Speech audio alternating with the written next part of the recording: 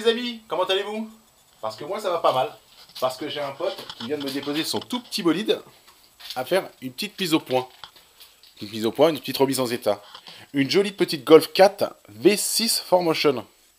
J'aime beaucoup ces petites voitures. En plus elle a une couleur sympa, un noir assez foncé, un noir assez profond. En plus avec un petit silencieux inox, elle fait un bruit de toute beauté. Je vous ferai écouter ça à la fin. Avec un joli petit intérieur cuir baquet, récaro. Vraiment une jolie petite voiture. Avec... Hop, je vous lève le capot. Son petit V6 de litre 8. Et bah c'est super agréable à conduire. Alors, il m'a ramené pas mal de jolies petites pièces. Il a les freins à faire. Et quitte à faire les freins, et ben il s'est décidé. Il m'a ramené des disques percés ventilés. Percés, rainurés et ventilés. Avant-arrière. Il y a même la petite notice histoire de montrer comme quoi dans quel sens il faut mettre les disques. Les petites plaquettes M-Tech. Les flexibles aviation. Et le liquide DOT 5 qui va me ramener là. Pour le moteur, des petites bougies NGK Platinum. Bouchon de vidange. Filtre à huile, filtre à air. Filtre à essence, filtre à pollen. Pour le filtre à air, il s'est dit on va le faire respirer un petit peu plus. On va mettre un ramer. Et vu que c'est une 4Motion, les connaisseurs reconnaîtront. Avec le filtre derrière, on va faire la vidange de l'Aldex. On va commencer tout ça. Oui, on va commencer tout ça parce que j'ai du boulot, hein, mine de rien. On va commencer par l'avant, par monter les 10 plaquettes rainurées percées, puis les flexibles aviation. Ensuite, on attaquera l'arrière pour faire la même chose, 10 plaquettes et les flexibles aviation. Pour ensuite faire la purge des freins, pour en finir avec les freins. Ensuite, on va attaquer la révision par la vidange, les bougies, le filtre à essence en dessous, faire un check-up complet du moteur, voir si pas de fuite ou quoi aux caisses, changer le filtre à air, changer le filtre à pollen, et pour finir, on attaquera la vidange de l'Aldex.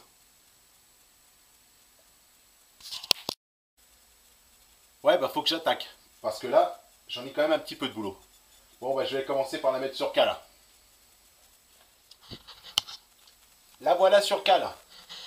Alors, moi, ce que j'aime faire, avant toute chose, vu que là on a pas mal de choses à faire sur la voiture, c'est que je vais la mettre en vidange, comme ça, le temps qu'on fasse tout, elle va bien couler, le carter va bien se vider, elle va être bien vidangée. Et je vais vous donner une petite astuce. Alors ma petite astuce, c'est quand on fait le vidange et qu'on a d'autres choses à faire en même temps, c'est pour pas se faire avoir et démarrer sans huile dans le moteur, et bien tout bêtement, vous prenez le bidon d'huile de la voiture et vous le mettez sur le siège devant le volant.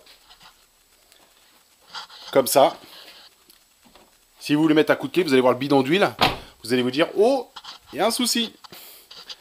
Bon allez, on enlève les roues et on attaque les freins. Alors, nous voilà sur les freins avant. Déjà, quand on voit le capteur de plaquettes, vous pouvez comme ça arracher. Je comprends mieux pourquoi les freins étaient allumés. Bon, les plaquettes, on voit bien qu'elles étaient au bout. Les disques, moi, je dirais qu'ils auraient pu refaire un jeu de plaquettes. Mais là, vu que mon pote veut penser sur du gros frein, sur du frein rainuré percé, c'est encore mieux.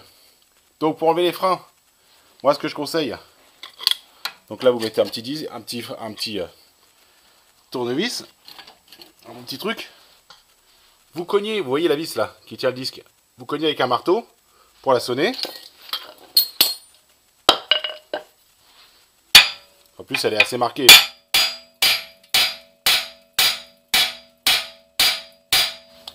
Voilà, normalement ça devrait causer. Voilà. Elle est quand même dure, hein, vous voyez. En fait ça sert à la sonner, à la décoller.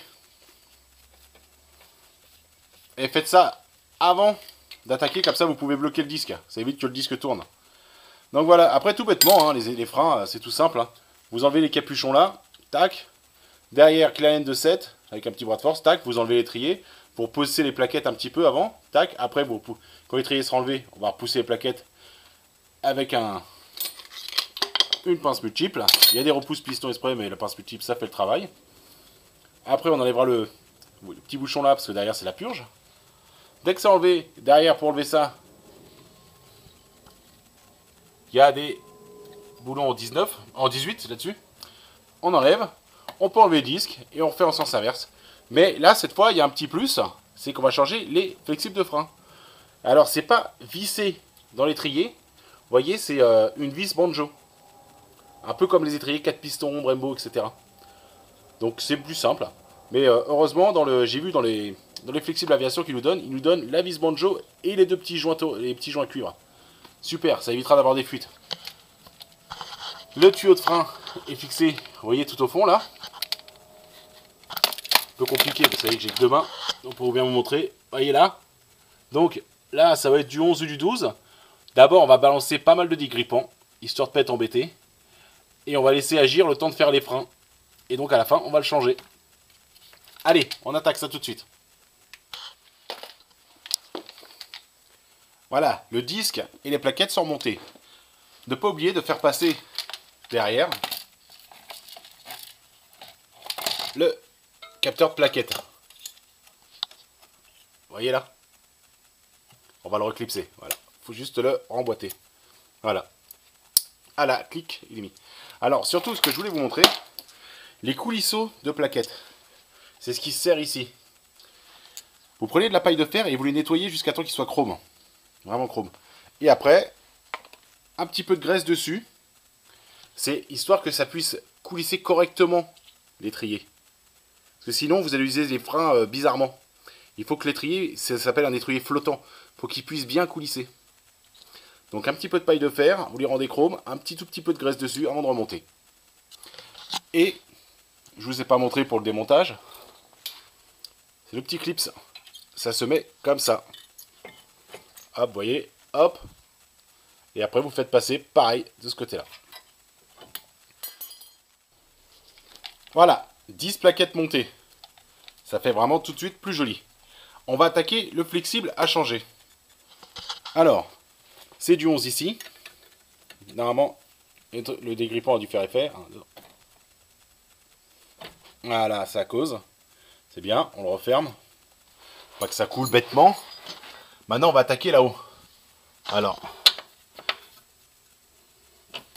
Voilà.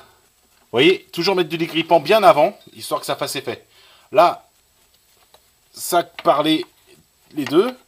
Donc, on va pouvoir l'enlever complètement. Je vais d'abord l'enlever d'ici. Ça tient juste par un clips. On va enlever le clips. Et on va pouvoir changer le flexible. Allez, on va l'enlever. Je vais mettre un bac en dessous. Et je vous reprends pour monter le nouveau. Voilà, flexible monté. Donc un clips là, un clips là-haut. Du 11 à desserrer. Alors comme vous resserrez, là, ils m'ont mis du 14. Vous changez bien les joints. C'est les joints cuivre. Hein, parce qu'une fois que c'est écrasé, c'est fini. Donc voilà, vous essayez de le placer correctement. Que la roue ne touche pas dessus. Vous le replacez bien. Histoire qu'il ne se balade pas. Et voilà, les flexibles aviation Goodrich montés. Bon, on fait pareil de l'autre côté. Et puis après, on attaque l'arrière. Alors, nous voilà sur les freins arrière. Bon, franchement, j'étais pas prêt à faire. Hein. Les plaquettes sont nickel ou quoi que ça. Alors, comme pour les freins avant que je vous ai montré tout à l'heure, la vis qui est là.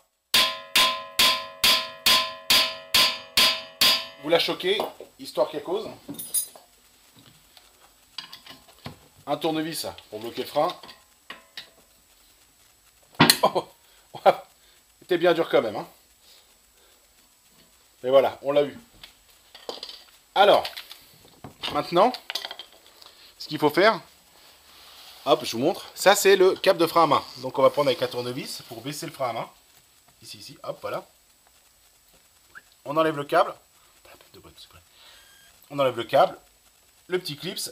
Comme ça, on tombe le câble. Il ne nous gêne plus. Après, du 13, avec, si je ne dis pas de bêtises, c'est du 16 là. pour pouvoir enlever l'étrier. On va essayer de pousser un petit peu avec un tournevis le piston. Bah alors, sur les freins arrière, il faut pousser et tourner. C'est un peu spécial les freins arrière. C'est pas comme les freins avant où tout bêtement on pousse. Normalement, il y a des outils. Le problème, c'est que moi, le mien, il a cassé. Donc moi, j'ai une technique à l'ancienne, comme on dit. Hein. Mais bon, je vous montrerai. Et le flexible, on va monter un flexible aviation aussi là-dessus. Sauf que il est là-bas, regardez. C'est celui-là qu'on change. On va mettre celui-là. Voilà. Donc, je vais m'attaquer au câble. Vous voyez ce que je vais faire. Je prends le tournevis et je montre. Hop.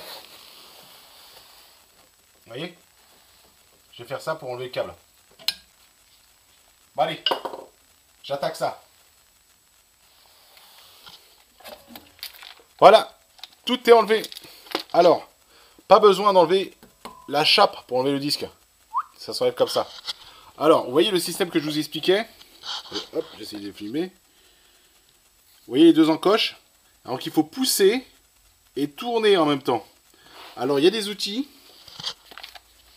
qui se coincent là et qui prennent les deux encoches et vous serrez. Et ça pousse et ça tourne en même temps. Moi, le problème c'est qu'il est cassé. Donc moi, ce que je fais, je mets deux trois petits coups avec le marteau, pam, pam, pam, pam, pour décoller. Et après, je mets mon manche à marteau, comme ça en bois, qui appuie dessus, excusez-moi. Et je serre avec ma pince multiple. Alors, surtout quand vous faites ça, si vous voulez faire cette technique, faites très attention à ne pas abîmer le soufflet. Surtout pas. En fait, il faut le coup de main. Si vous avez le coup de main, il n'y a pas de souci. Vous n'avez pas le coup de main, faites très très attention au soufflet. Voilà. Voilà, donc l'étrier de piston repoussé. Donc on a changé le disque, on l'a remis. Vous voyez. Donc maintenant, on va replacer l'étrier. Avec les plaquettes neuves, évidemment. Hein, et remettre le câble de frein à main. Voilà. Bon, bah je vais faire ça. Et on se reprend tout de suite sur le flexible de frein. Qu'on a au tout début, désolé, j'ai oublié de filmer. On a balancé du dégrippant. Toujours avant de commencer, on met du dégrippant, comme ça a le temps d'agir. Allez, tout de suite.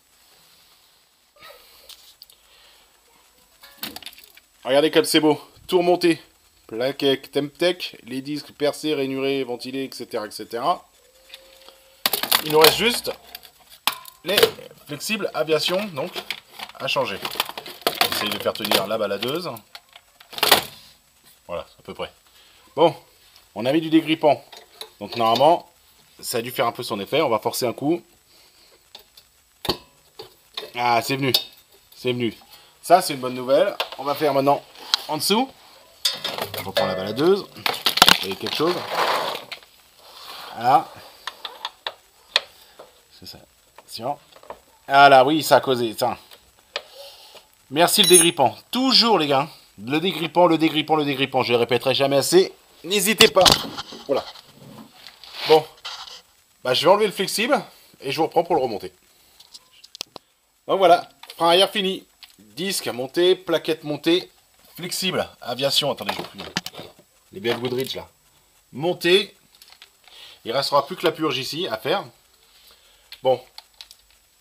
L'autre côté, je vais de l'autre côté. Et on se retrouve pour la purge. On va s'occuper maintenant de la purge des freins. Et tout d'abord, on va vider le bocal de son liquide de frein qui est tout sale. Alors, je me sers de ça, vous avez dû le voir peut-être dans des émissions comme Wheeler Dealer. C'est génial pour purger les freins et pour aspirer le vieux liquide. Vous voyez, là on aspire le liquide. On aspire le vieux liquide. Ça fait beaucoup de bruit parce que c'est utilisé l'air comprimé. Vous voyez la couleur du liquide? Noir. Ça va pas lui faire du mal. Voilà. Là on a récupéré le liquide. On va pouvoir faire la purge. Donc, la purge des freins, vu qu'on en fait une totale, on va commencer par l'arrière droit, l'arrière gauche, l'avant droit, l'avant gauche. Du plus loin au plus près. Tout bêtement. Donc voilà. J'ai fait déjà les trois autres côtés. Il ne me reste plus que la roue avant gauche à faire. On remplit tout ça au module de 5.1. Hein. Vu qu'on a mis des jolis freins, des flexibles aviation, autant mettre du bon liquide. Alors, pour purger avec cet appareil-là, vous ouvrez un peu, vous soufflez.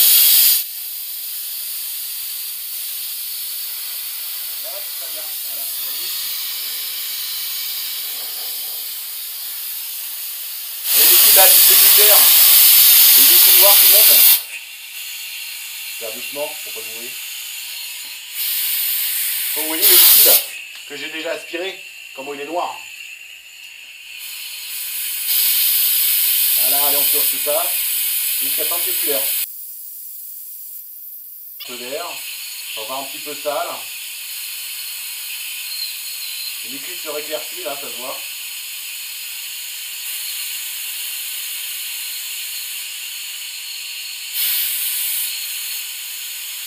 Voilà, il n'y a plus d'air, le liquide il est beau, il est transparent.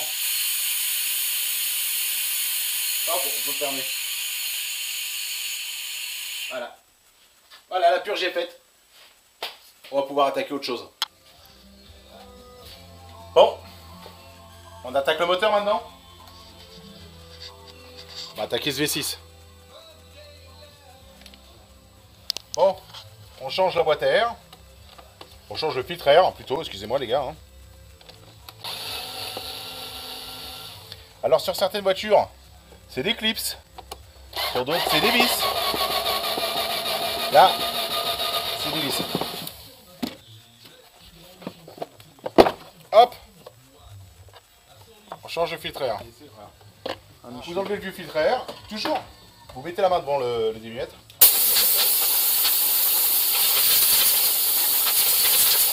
Voilà. Et on peut monter le jeu filtre à air Ramer. Ça va pouvoir respirer correctement. Donc vous le placez bien.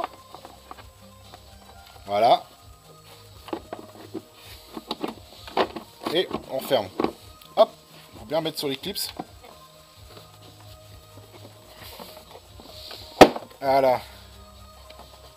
Voilà. Toujours bien placé. Hein. Faut bien que ça se ferme, que ça soit étanche. Et on resserre les vis. Voilà. En touchant au filtre à air, j'ai remarqué, vous voyez ici, petite durite de dépression, cassée. Et là, j'ai vu que derrière, que j'ai fait un petit check-up, regardez, et j'ai vu quelque chose qui m'avait pas plu. Voilà. Alors, on voit pas très bien. Là, il y a pareil. Il y a une petite durite de dépression ici. Et en fait, cachée derrière, elle est déchirée. On voit pas, c'est caché. Mais vous voyez les petites durites de dépression là, comme ça, tissées.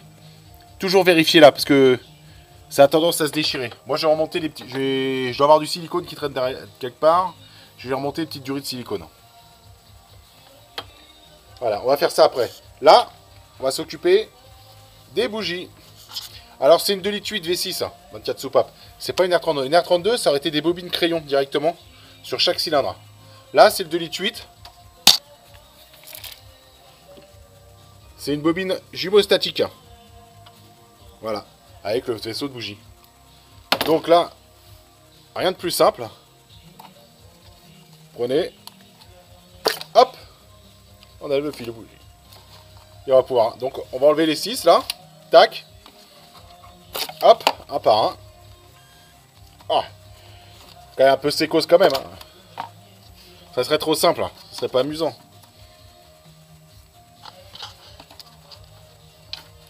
Ah, rien, celui-là, toujours, hein, faut qu'il y en ait un qui nous embête. On va le voir après.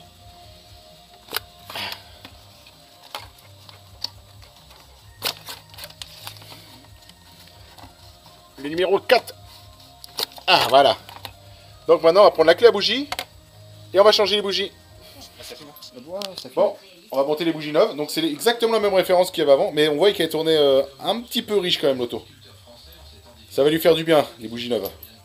Toujours vérifier un petit peu le jeu. Bougie. Bon.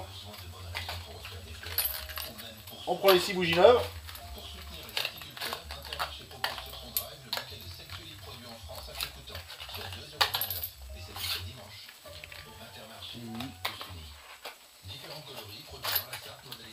Voilà, 6 bougies toutes neuves, JNGK Platinum. Elles sont très belles, elles sont pas tapées, elles sont bien, très bien. On va monter tout ça. Alors, hop, moi sur les bougies, toujours un tout petit filet de graisse. Sur chaque bougie. Avant de les serrer. On resserre. Alors, on serre gentiment. Voilà, on sent d'un coup, ça bloque. Parce que là, on est en train d'écraser le joint de la bougie. Allez, vous sentez, c'est dur. un petit coup. Pas besoin de forcer. C'est pas une culasse qu'on est en train de serrer, c'est une bougie. Hein. Voilà, ça suffit amplement. C'est un peu compliqué une bougie. Il faut la serrer assez fort, mais pas trop. Et si c'est pas assez serré, ça va fuir par la bougie. C'est un petit peu compliqué. Après, normalement, il y a un couple de serrage. Mais après, voilà, quand ça fait 20 ans qu'on fait de la méca, il n'y a plus besoin de coupe serrage. On le sent, c'est à la sensation, c'est très bien. Mais il y a des véhicules, par exemple, vous prenez les M336 et 3 litres. Vous serrez trop fort, vous faites partir direct le filetage de la culasse. Donc c'est vraiment assez méticuleux quand même à serrer une bougie. Bon là c'est solide là-dessus. Mais hop, là je sens que j'écrase le joint. Voilà. Voilà, là c'est largement assez. Voilà. Bon, on fait les 4 autres. Et après, on va attaquer les petits bouts de tuyaux silicone à changer. Voilà, les 6 bougies sont serrées. On va replacer le faisceau de bougies. Écoutez. Ah, ça fait pas clic, mais on le sent. En fait, je le sens dans mes mains, mais on l'entend pas. En fait, il faut sentir le petit clips donc dans les doigts. Ça veut dire qu'on est bien enfoncé. Ah, là, on l'entend un peu plus.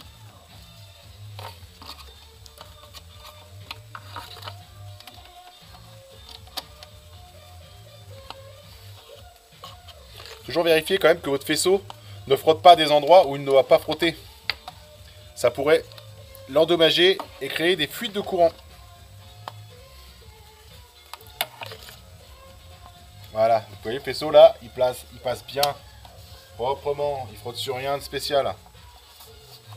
Nickel. Voilà. Bon, on s'attaque aux dépressions. Alors, j'ai enlevé le tuyau d'admission pour nettoyer, pour mettre un petit coup dans le papillon. Parce que, hop, si vous regardez bien, regardez-moi cet état. Oh, que c'est pas joli, c'est plein de gras. Donc, pour nettoyer ça, c'est facile. Prenez un chiffon, un petit peu de nettoyant fin. Hop. Et on nettoie. Regardez déjà comment ça sort.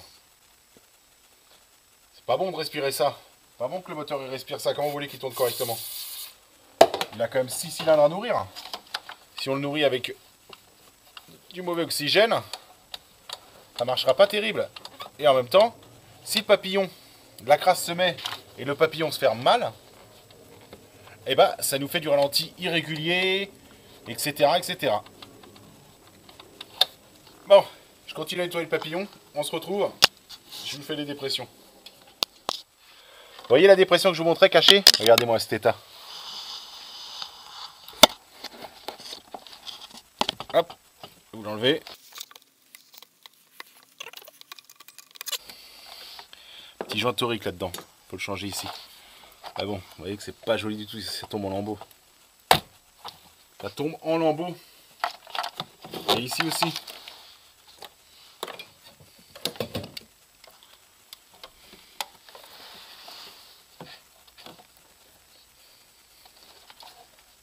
Ah, il est déjà coupé en deux le truc.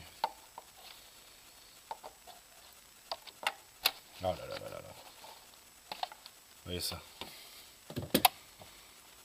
Pas du boulot ça.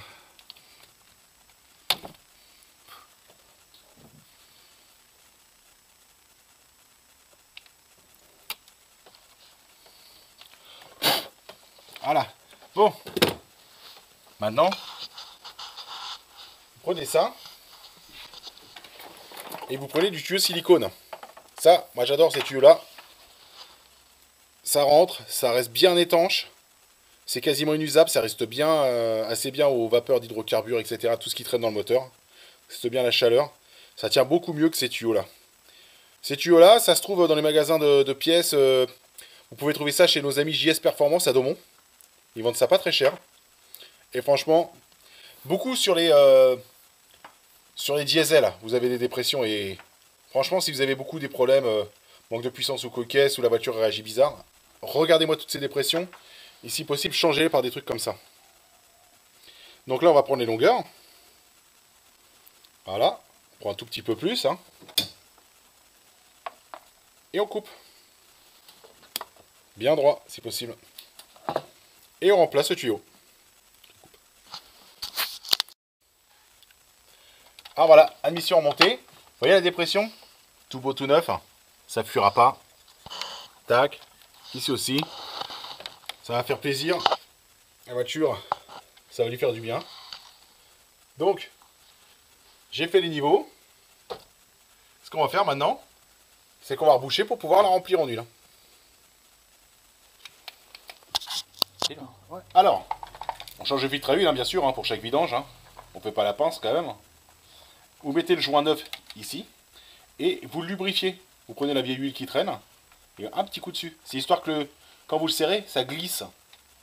Voilà. Hop, je retourne en dessous parce que le filtre à huile est en dessous là-dessus. Et je le serre. On va le monter. Tu peux couper tout, je me coupe. Et on remplit.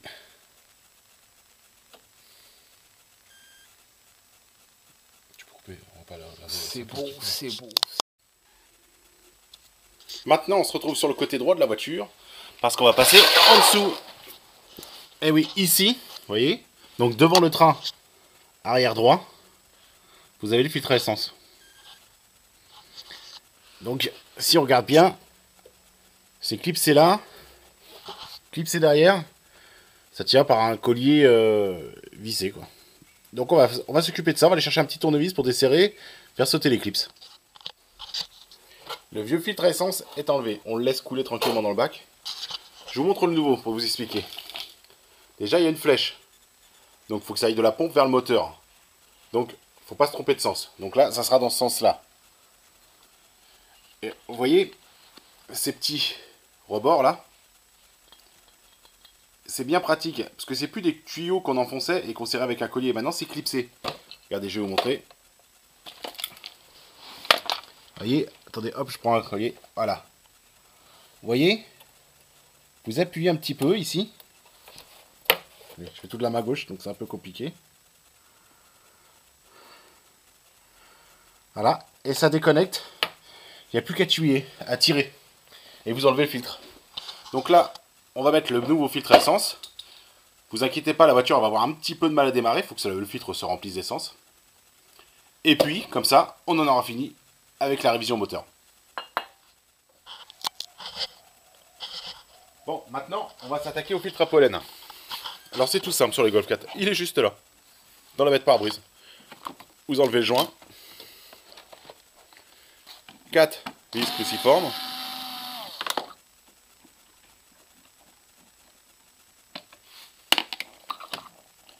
Vous voyez, les 4 vis sont enlevées. Hop.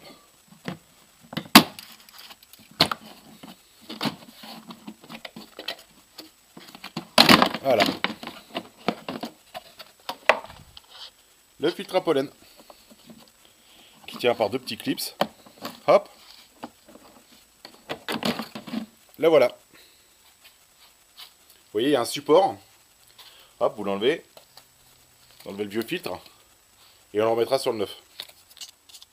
Donc le filtre neuf, vous voyez, il y a des petites flèches. Donc airflow, l'air, donc vous mettez des flèches vers le moteur, ça aspire, pas à l'envers. Vous allez dire, il est un peu foncé quand même pour un tout neuf, c'est normal parce que c'est un charbon actif. Il est un peu plus fermant, c'est mieux, quoi. Bon, vous le montez, vous voyez, vous le remettez dans son socle et on le remet. Voilà, réinstallé. Alors vous le clipsez au fond, clic, et après, vous voyez, le petit clips, il y en a un de chaque côté. Voilà, une fois que c'est remis, vous remettez le petit cache avec ses 4 vis cruciformes.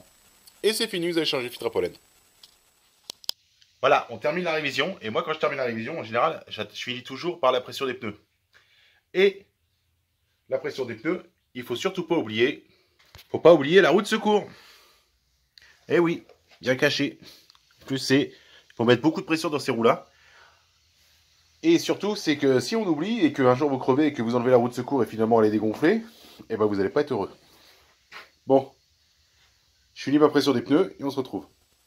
Alors voilà, j'ai mis la vidange, là en vidange l'Aldex. Vous voyez, ça coule en dessous. Je vais vous expliquer un petit peu parce que j'ai un Aldex qui traîne par terre. Je vais vous montrer comment ça marche un petit peu. Si vous voulez un vrai tuto sur l'Aldex, regardez juste en haut, je vais mettre le lien pour la vidéo tuto des vidanges Jaldex. Voici un pont arrière d'Audi TT, exactement pareil, Tiguan, Golf 4, etc. Donc, vous voyez, l'arbre de transmission, il y a la boîte devant, il y a la boîte de vitesse, la boîte de transfert, et ça envoie donc un arbre de transmission qui arrive là. Vous voyez, on tourne, et aucun cardan ne tourne derrière. Parce qu'en fait, c'est un système assez intelligent qu'ils ont fait. C'est que c'est géré, le pont arrière est géré électroniquement. Donc, ça ne marche pas, ça ne tourne pas. Donc, en restant deux roues motrices, on gagne de la puissance, on fait de l'économie d'essence. Donc, le pont, là, l'arbre Jaldex est rempli d'huile. Ici, on a une pompe qui gère la pression. Et quand, grâce au capteur ABS, capteur de roue, le calculateur voit que ça patine, il fait marcher la pompe, le calculateur d'accès fait marcher la pompe, bam, pour que ça colle. Donc là, je peux pas vous faire. Et donc, ça colle, tac, et d'un coup, le pont arrière devient donc 4 roues motrices. Le véhicule devient 4 roues motrices. C'est un système assez ingénieux que j'aime assez. Vidange de la Jaldex terminée, on va pouvoir remettre les roues et la reposer par terre. Le voilà fini. Tout fini. On la sort et on va faire un petit essai.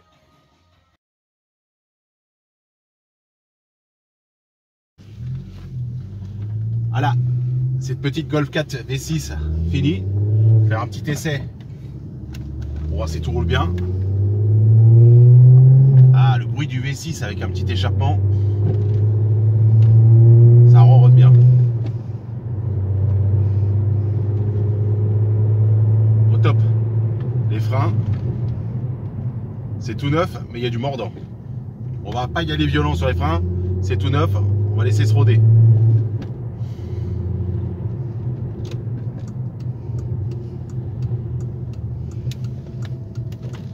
Un petit peu la vitre pour la buée. Voilà. Ah, ça reprend tout de suite. C'est très coupleux comme moteur. Très très coupleux, très agréable. Vraiment. Et là maintenant avec la révision de la Jaldex faite, on peut prendre les virages comme il faut. Je pense que mon ami, il va être super content de récupérer son petit bolide. Regardez ça. On est en 6, 60 à l'heure. Ça reprend direct dès qu'on touche la pédale. On prend les virages tout seul. Regardez, on prend en 6. Oh, le gros V6 qui reprend. Très très agréable comme mécanique. Très très agréable. En boîte mécanique. Génial.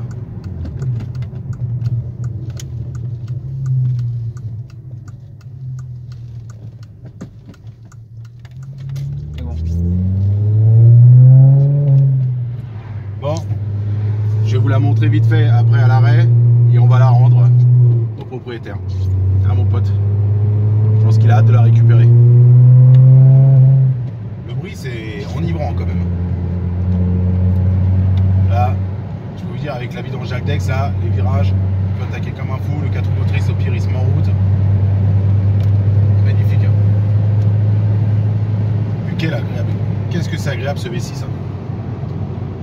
Bon allez. On se retrouve à l'extérieur et on se dit au revoir. La voilà fini. Donc on a fait les freins. Je peux vous dire que ça mord bien avec les plaquettes tendres, les disques percés rainurés, plus les flexibles aviation et la purge au DOT 5.1. Je veux dire que ça ferait tip top. La révision est faite. On sent que le moteur maintenant il respire correctement. Vidange Jaldex. Ça, je ne l'ai pas cravaché, c'est pas ma voiture. Hein. Mais je pense que ça va faire est fait. J'espère que cette petite vidéo de cette révision sur cette Golf 4 V6 4Motion vous aura plu. Et à bientôt les amis.